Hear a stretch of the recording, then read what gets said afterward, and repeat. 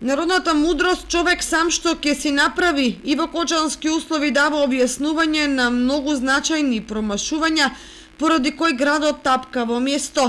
Една од најголемите бели што кочанските фактори сами си ја направија е тоталното промашување во искористувањето на термалната вода во бањолошки туризам. Поразително за градот е што судбината на банскиот развој на еден начин се заглави со давањето на спортско-рекреативниот центар Водик на една фирма која освен еден ресторант, друго и не направи, иако на тој потек своевремено се планираа и проектираа хотели и базени. Дури и карабината во базенот, која беше изградена во време кога градоначалник на Кочани беше Лазар Веселинов, четврт век ја нагризува забот на времето. Кочанци сами си направија или дозволија некој да им направи на 12 на хектари под оранжерии, да и се дозволи на фирма да издупчи бунар и да си ја црпе геотермалната вода без контрола, водејќи се исклучиво од своите бизнис интереси.